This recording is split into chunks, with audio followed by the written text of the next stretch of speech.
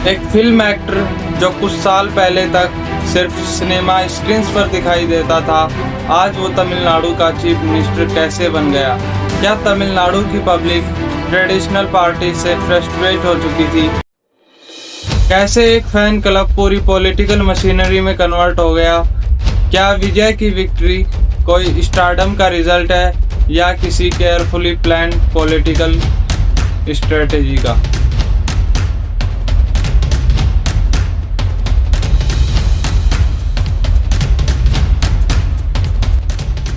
क्या विजय सच में तमिलनाडु को चेंज कर पाएंगे? आज की इस वीडियो में हम देखेंगे विजय की कंप्लीट पॉलिटिक्स जर्नी को, तमिलनाडु की हिडन पॉलिटिक्स रियलिटी को और टीवी के पार्टी की फुल हिस्ट्री को, और वो रीजंस जिसने एक सुपरस्टार को चीफ मिनिस्टर बना दिया। लेकिन विजय की पॉलिटिकल सक्सेस को जानने से पहले हमें समझना होगा तमिलनाडु की पॉलिटिक्स को, क्योंकि यहाँ सिनेमा सिर्फ एंटरटेनमेंट नहीं है। तमिलनाडु इंडिया के उन रेयर स्टेट्स में से एक है जहां सिनेमा और पॉलिटिक्स का कनेक्शन बहुत डीप रहा है। 1960 के बाद तमिल सिनेमा सिर्फ एंटरटेनमेंट इंडस्ट्री नहीं रहा, ये पॉलिटिकल इन्फ्लुएंस का टूल बन गया है।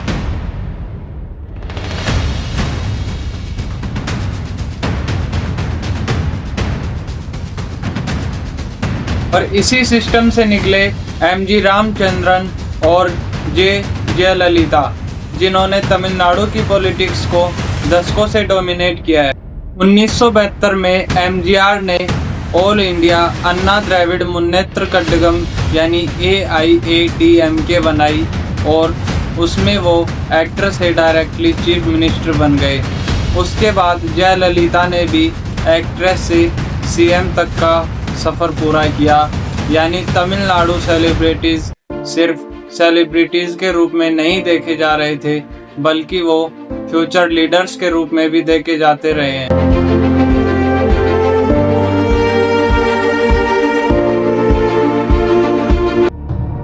और इसी यूनिक पॉलिटिकल कल्चर के बीच एक यंग एक्टर अपनी आइडेंटिटी बनाने की कोशिश कर रहा था, जिसका नाम था विजय। विजय का असली नाम है जोसेफ विजय चंद्रशेखर।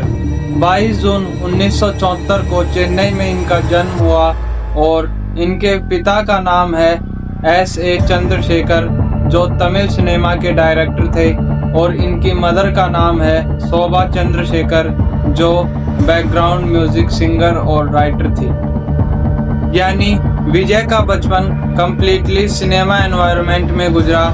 चाइल्ड आर्टिस्ट के रूप में उन्होंने कई फिल्मों में काम किया, लेकिन एक लीड एक्टर के तौर पर उनकी इनिशियल जर्नी सक्सेसफुल नहीं थी।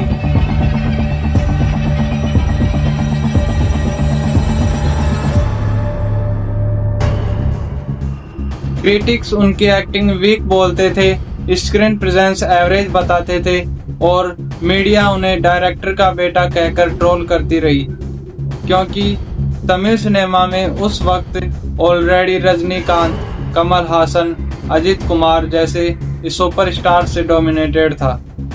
लेकिन विजय ने ग्रेजुअली मास ऑडियंस को समझना स्टार्ट किया और रोमांटिक फिल्म्स, मास फिल्मी एंटरटेनर्स और यूथ सेंट्रिक स्टोरीज ने इनका फैन बेस रैपिडली ग्रो किया। फिर एक्शन मूवीज और मास डायलॉग्स ने इनकी इमेज कंप्लीटली चेंज कर दी और थिएटर्स अब स्टेडियम की तरह रिएक्ट करने लगे। फैंस पोस्टर्स पर मिल्क चढ़ाना स्टार्ट कर दिए और विजय एक्टर से थैलापति बन गए। थैलापति मीन्स कमांडर।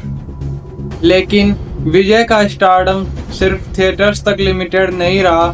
धीरे धीरे उनके फैंस एक ऑर्गेनाइज्ड फोर्स के रूप में कन्वर्ट होने लगे।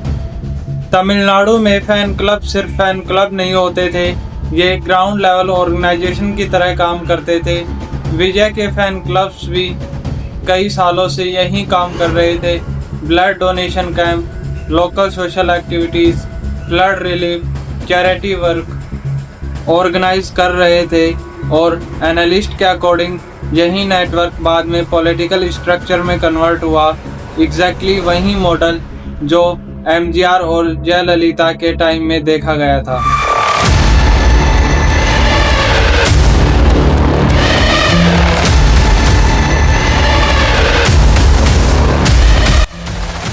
और शायद यही वजह थी कि विजय ने इनडायरेक्ट मूवीज़ के थ्रू पॉलिटिकल मैसेजिंग देना शुरू किया। 2017 के बाद विजय की मूवीज़ में एक इंटरेस्टिंग पैटर्न दिखाई दिया। एंटी सिस्टम डायलॉग और पॉलिटिकल रेफरेंस रैपिडली इंक्रीज होने लगे। पर्टिकुलरली फिल्म्स मार्शल और सरकार के डायलॉग सोशल मीडिया पर काफ़ी वायरल हुए। कई एनालिस्ट ने कहा कि विजय अपनी पॉलिटिकल इमेज प्रिपेयर कर रहे हैं और यंगर जनरेशन ने विजय को एंटी एस्टेब्लिशमेंट यूथ आइकन के रूप में देखना स्टार्ट कर दिया। लेकिन सिर्फ पॉलिटिकल डायलॉग्स किसी एक्टर को लीडर नहीं बना देते। रियल अपॉर्चुनिटी तब मिली जब तमिलनाडु की ट्रेडिशनल पॉलिटिक्स वीक होने लगी। दशकों तक तमिलनाडु पॉलिटिक्स मेनली दो पार्टीज के अराउंड रिवॉल्व करती रही, डीएमके और एआईएडीएमके। डीएमके का पूरा नाम था द्रविड़ मुन्नेत्र कड़गम और इसे एमके स्टालिन लीड कर रहे थे। वहीं एआईएडीएमके का पूरा नाम है ऑल इंडिया अन्ना द्रविड़ मुन्नेत्र कड़गम और इसे जयललिता और उनकी पार्टी लीड कर रही थी। जयललिता की डेथ के बाद लीडरशिप क्राइसिस फेस कर रही थी। पार्टी के अंदर पावर स्ट्रगल्स, इंटरनल कॉन्फ्लिक्ट्स और वीक पब्लिक इमेज डेवलप होने लगा। और इसी बीच यंगर जनरेशन एक नए अल्टरनेटिव की तलाश में थी। और सबसे इंटरेस्टिंग बात ये थी कि विजय पहले एक्टर नहीं थे जिन्होंने तमिलनाडु पॉलिटिक्स में एंट्री ली हो। तमिलनाडु में एक्टर्स का पॉलिटिक्स में आना कोई नया फिनोमेना नहीं था। अब देखते हैं एक्टर्स की पॉलिटिक्स हिस्ट्री।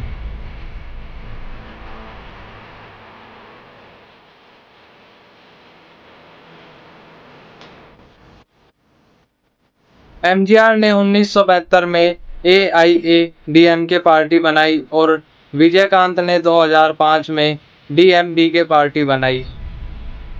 उसके बाद शरद कुमार ने 2007 में एआईएसएमके पार्टी बनाई।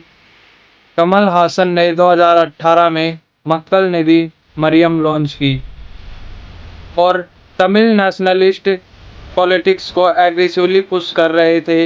यानी तमिलनाडु में सिनेमा और पॉलिटिक्स का रिलेशनशिप दशकों से पुराना था। लेकिन विजय का तरीका थोड़ा अलग था क्योंकि उनके पास ऑलरेडी यूथ सपोर्ट था, सोशल मीडिया डोमिनेंस और इमोशनल फैन बेस मौजूद था। विजय डायरेक्टली पॉलिटिक्स में जंप नहीं कर रहे थे, पहले ग्राउंड वर्क की प्रिपेयर की जा रही थी।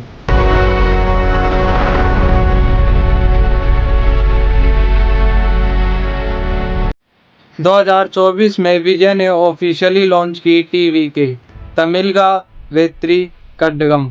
लेकिन रियलिटी ये थी कि टीवीके की ग्राउंड वर्क की तैयारी सालों पहले स्टार्ट हो चुकी थी।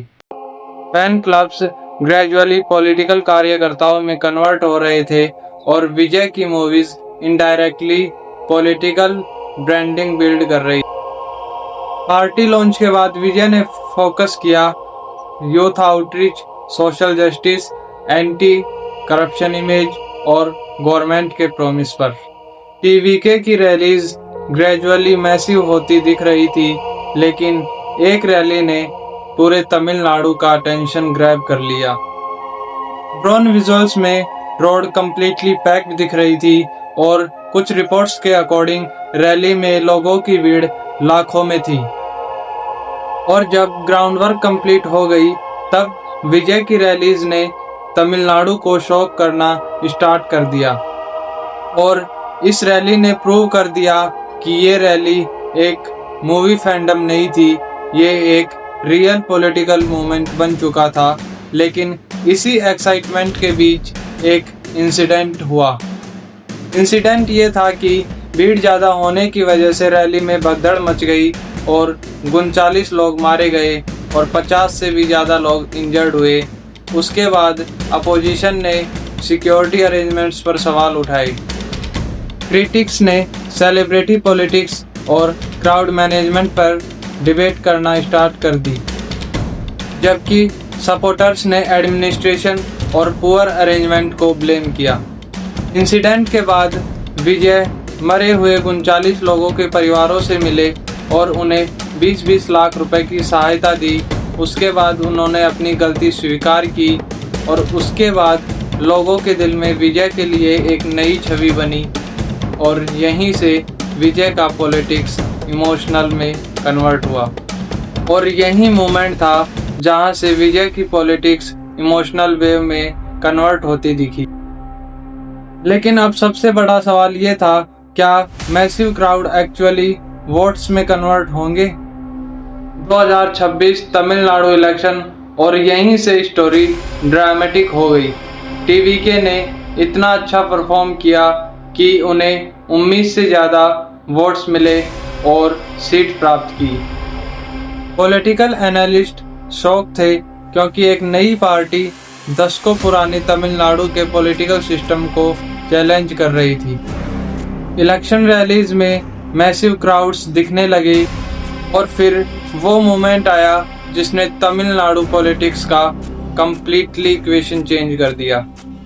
10 मई 2026 विजय ने तमिलनाडु के सीएम के रूप में शपथ ली और अब सिनेमा हॉल्स सेलिब्रेट कर रहे थे।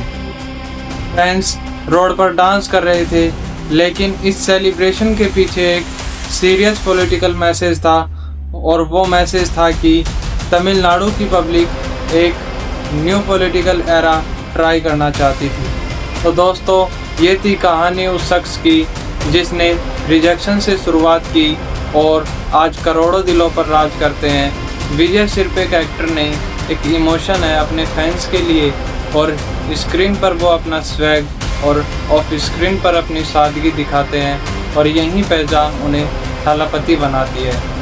फिल्म कोई भी हो, रिकॉर्ड कोई भी हो, एक बात तो साफ है, विजय का दौर कभी खत्म नहीं होगा। आपका थैलापति मोमेंट कौन सा है? कमेंट में बताएं। वीडियो को लाइक करो, शेयर करो और चैनल को सब्सक्राइब करो। मिलते हैं अगले इंफॉर्मेटिव वीडियो में।